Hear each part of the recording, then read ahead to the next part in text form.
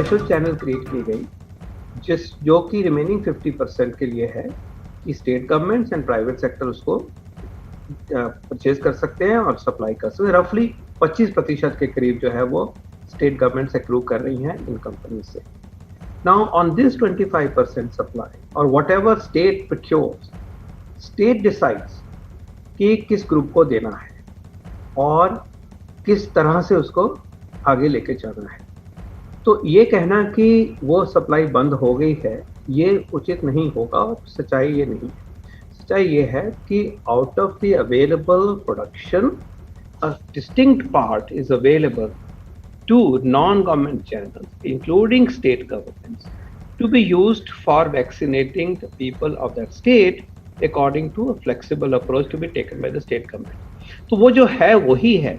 ये कह देना कि खत्म हो गया है तो हम तभी कह सकते हैं, उसी परिप्रेक्ष्य में कह सकते हैं कि जो हमें सप्लाई दिखाई दे जाए। लेकिन ये बात भी हमें लेकर चलना चाहिए कि ये फेज ऐसा है कि जिसमें हमारा रैंप अप पहले से ज़्यादा बड़ा है, लेकिन और रैंपिंग अप जो हो रही है happening by the fortnight, and as we move forward there will be a lot of more vaccine available in the total stockpile and for GOI, for state governments and also for the private sector। इसको मिलके साथ चलना चाहिए। इसमें कोई वो debating point score करने की बात नहीं होनी चाहिए। उनको मालूम है कि कितना आ सकता है, अब खरीद रहे हो उतना ही तो हम दे सकते हैं अपने सिटीजन्स को।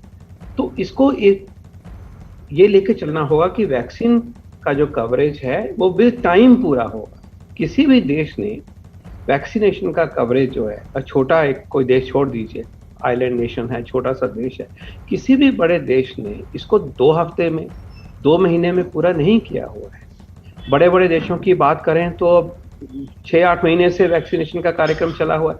और कितनी पॉपुलेशन कवर करी? अगर यूरोप के बड़े देशों की बात करें 24%, 25% यूरोप मेनलैंड की बात करते हैं। तो it will take some time. We should be ready for that kind of preparedness and sustain program। Doctor Paul, आप कंपैरिजन करेंगे तो फिर उनका डेथ टोल हमारे डेथ टोल से देख लीजिए, उनका पॉपुलेशन हमारे पॉपुलेशन से देख लीजिए।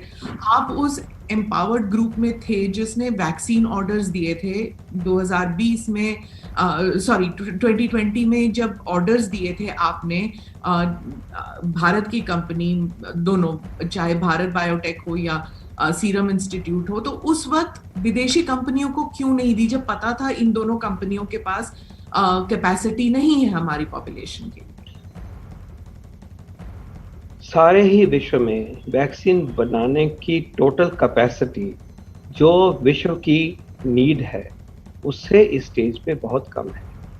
ये हम डेवलप्ड नेशंस की भी तरह से भी कह सकते हैं कि अगर हम सारे यूरोप की नीड को करें और यूरोप को कितना मिल रहा है, तो ये मिसमैच इज यूनिवर्सल। ये एक पक्की और डिस्टिंक्ट बात है। We are in a phase when vaccine supplies are ramping up but they are still not matching the total requirement of the eligible population in a very big factor. Having said that, आपने सवाल किया कि बाहर की companies जब पिछले साल वहाँ विजिबल होना शुरू हो गया कि वैक्सीन बना सकती हैं, तो हमने क्या किया? हमने बिल्कुल शुरू से हमारे different organisations, department of biotechnology, my organisation here, हमने मिल के इन सब कंपनीज को and specifically Pfizer, Moderna, J&J के साथ लगातार बातचीत और कांटेक्ट रखा। इनफैक्ट फाइजर के साथ तो कॉन्फिडेंशियलिटी डिक्लेरेशन वगैरह का जो करार करना पड़ता है वो भी किया। तो कांस्टेंट टच में रहे और यही कहा गया और इस बातचीत में कि आप हमारे देश के लिए सप्लाई करिए, इसके अलावा यहाँ फिल एंड फिनिश के लिए एक प्रावधान करिए, हमारी कंपनीज के साथ जुड़ के मैन्युफैक्चरिंग करिए। ये सारे options from the very beginning have been on the table in a very transparent and a partnership way. उनकी तरफ से यह इशारा था कि हम मैन्युफैक्चरिंग बाद में कंसिडर करेंगे, अभी नहीं। हम मैन्युफैक्चरिंग का बेस जहां बना है उसी को ही एक्सपैंड करेंगे धीरे धीरे। हमने फिर यही कहा कि अब इंपोर्ट कब संभव है, तो उन्होंने ये क्लियरली इंडिकेट करा कि जब भी ये संभावना निकलेगी they will be very happy to engage with us. और उन्होंने जनरली इंडिकेट यही करा कि Q3 of 2021 में ही सप्लाईज वो दे पाएंगे जब उनका रैंप अप वगैरह होगा। कहने का मतलब ये है, इसी तरह से बाकियों के साथ भी बातचीत चलती रही। कहने का मतलब यह है कि एंगेजमेंट में inviting them to manufacture in India, inviting them to supply in India का एंगेजमेंट शुरू से ट्रांसपेरेंट तरीके से पार्टनरशिप की नज़र से चलता हुआ आया है। अब हमें इंडिकेट हुआ कि फाइजर वैक्सीन अवेलेबल उपलब्ध कर सकते हैं। इमीडिएटली उसके ऊपर कार्रवाई हो रही है और उसकी तरफ हम तरीके से बढ़ रहे हैं। इसी तरह से periodically updates with Moderna, updates with J&J होते गए हैं। लेकिन अब एक सक्सेस स्टोरी भी देखिए, स्पुतनिक की तरफ जब दोस्ती का हाथ बढ़ा और मिलके काम करना शुरू करा तो रिजल्ट भी आ गए। उधर से भी ट्रैक्शन हुई, इधर से भी जुड़े 6-7 कंपनी के साथ उनके करार हो गए। उन्होंने ट्रायल भी कर लिया, उन्होंने EUA भी प्रदान कर लिया और उन्होंने अपनी 2 ट्रांचेस ऑफ वैक्सीन भी भेज दिए। तो कोई ऐसा मेंटल ब्लॉक नहीं है कि हमने उनके साथ इंगेज नहीं करना है, बल्कि फाइजर इंडिया जैसी कंपनी हमारे देश में पहले से इतनी अच्छी प्रेजेंस है। We have been working like a team. उनको ऑर्डर तभी दे सकते हैं जब एक विजिबल होता है कि वहाँ पे स्टॉक पाइल है। और ये भी याद रहे कि भारत की नीड को पूरा करने का इतना बड़ा स्टॉक पाइल जो है वो इन कंपनीज में कुल मिला के भी नहीं हो पाएगा। तो इसीलिए हमारा बहुत एम्फेसिस ये रहा कि हम अपने ही देश में बहुत बड़ी मात्रा में वैक्सीन की उपलब्धता की तरफ हम बढ़ेंगे सिस्टमैटिकली। और अब आप देखिए वैक्सीन की प्रोडक्शन में हमारे देश में नंबर के तरह से अगर हम चाहें तो we are the major and a very big hub of vaccine production. And आगे और वैक्सीन, 4 वैक्सीन और बायोई का, जाइडस का, भारत बायोटेक का नेसल वैक्सीन और बायोई का वैक्सीन, ये 4 वैक्सीन जो हैं आगे उभरते हुए नजर आ रहे हैं। जिनोवा का वैक्सीन चौथा जो mRNA टेक्निक पे ऊपर आधारित है, जाइडस का जो DNA प्लेटफॉर्म पे है। तो ये सारी जो कोशिश हुई पैरेलल में चलती रही। हमने उनके साथ एंगेजमेंट भी रखी और ज्यों ही रास्ता खुला उस पर काम कर रहे हैं, लेकिन उसके साथ साथ अपनी ताकत को बढ़ाएं, इसी देश में वैक्सीन को पैदा करें, उसमें बहुत मेहनत करी है मिलजुल के इन वैक्सीन कंपनीज के साथ। जैसे आप कह रहे हैं कि 2020 से ही हम बातचीत कर रहे थे, लेकिन अगर आप किसी कॉमन मैन को बोल दीजिए, कॉमन वुमन, स्टूडेंट, किसी से भी आप बात कर लीजिए, वो ये नहीं सुनना चाहते कि हम बातचीत कर रहे थे। वो चाहते हैं कि वैक्सीन ले आइए, ये आपका काम है, आप सरकार में बैठे हैं, हमें वैक्सीन की जरूरत है, यहाँ पर डेथ टोल बहुत ज्यादा हो गया, हमारी दवाइयों की कमी है। So you know that we are in conversation जो है वो एक सरकारी बात हो जाती है कि हम कॉन्वर्सेशन में हैं। तो इसको नॉन सरकारी तरीके से समझाते हैं। मैं उन बच्चों को, उन कलीग्स को ये कहना चाहूंगा कि वैक्सीन, और वो भी एक नया वैक्सीन जो कि महीनों में बना, ऐसा नहीं है कि ऑफ द शेल्फ कहीं पड़ा हुआ है या किसी आप रेस्टोरेंट में बैठे हैं तो आप ऑर्डर करिए तो वैक्सीन आ जाएगा। Vaccine is a limited commodity in the world, और वैक्सीन की कमोडिटी को एक बैलेंस तरीके से कंपनी डिसाइड करती है, अपने तरीके से प्रायोरिटाइज करती है। उसका बिजनेस प्लान होता है, उसका गेम प्लान होता है, उसकी अपनी कंपल्शंस होती हैं, और वो प्रायोरिटी अपने देश को भी देते होंगे। जैसे हमारे देश में जो वैक्सीन बने, उन्होंने पूरी तरह से हमें प्रायोरिटाइज किया हुआ है। ये सारी कंपल्शंस के बीच में ही अवेलेबिलिटी को देखा जाएगा। It cannot be seen in isolation. Somebody will send 1 billion doses of vaccine, leaving out other priorities. It is for them to decide. We are in engagement. हम बातचीत के द्वारा ही तो ये रास्ते खोलेंगे, और यही काम करते हैं। नॉट ओनली बातचीत, ये भी कहा कि आप यहाँ बनाना चाहते हैं, we will connect you to our ecosystem. We are there to assist. Doctor Paul, आपने फाइजर का जिक्र किया, उनके पास 5 करोड़ हैं वैक्सीन, बट हम लोग अपने क्लॉजेस में, अपने इंडेमनिटी क्लॉजेस में या कुछ भी, वी आर स्टक। कब तक आएंगी ये वैक्सीन? जिस वैक्सीन के नंबर की अगर आप बात कर रहे हैं जी, ये अगर मैं रिपोर्ट्स पे जाऊंगा तो अभी विजिबल हुआ है कुछ दिन पहले कि भाई ये सब पोटेंशियल उनके पास है। और ऑन अ डेली बेसिस इसको देश में लाने की प्रक्रिया ऑन अ डेली बेसिस हो रही है। On an alternate day contact with the company, फैसले हो रहे हैं एक के बाद एक। तो इसको उस प्रक्रिया को बहुत ही तेज गति से पूरा किया जा रहा है, have no doubt about it. और जो भी उनके कंसर्न्स हैं, उनकी रिक्वायरमेंट हैं, उसको मीट करने के लिए, और उन्होंने अभी फॉर्मली अप्लाई भी करना है, वो उनकी तरफ भी एक काम पेंडिंग है, वो अप्लाई करें। जो हमसे एक्सपेक्टेड है उसके लिए पूरी, जैसे मैंने कहा, सिस्टमेटिक काम बिल्कुल हो रहा है, दिन दिन हो रहा है, घंटे घंटे हो रहा है, और एक रास्ता निकलेगा, जल्दी निकलेगा। तो इन वैक्सीन्स, ये जो इम्पोर्टेड वैक्सीन्स हैं, इनके आने से पहले ही जो 18 से 45 एज ग्रुप के लिए वैक्सीनेशन की का जो अनाउंसमेंट हुआ था, क्या ये it was done too soon without knowing कि हमारे पास इतनी नहीं है कैपेसिटी, ना भारत के कंपनियों के पास, ना इंपोर्ट हुआ है, तो was it too soon that we did this announcement? Bharat की जो शुरू में पॉलिसी रही वो क्लियरली ये रही कि हमें उस ग्रुप को कवर करना है जिसको कि मृत्यु का risk, mortality risk is high, which is best defined by the as.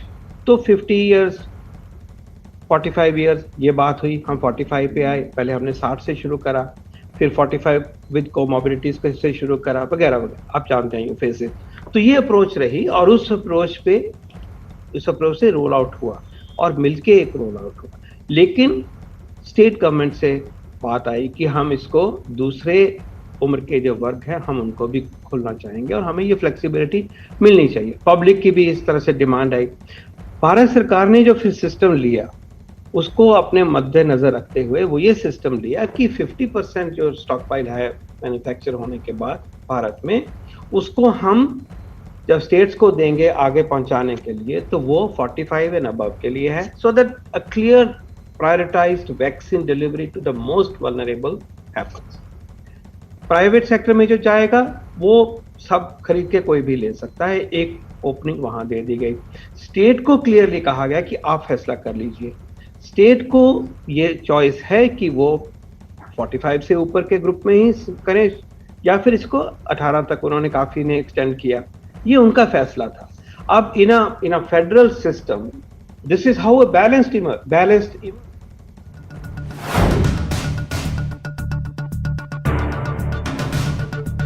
Vaccination का काम 18 से 44 साल की एज ग्रुप का, वो राज्य सरकारों पे जिम्मेदारी भारत सरकार ने छोड़ी थी।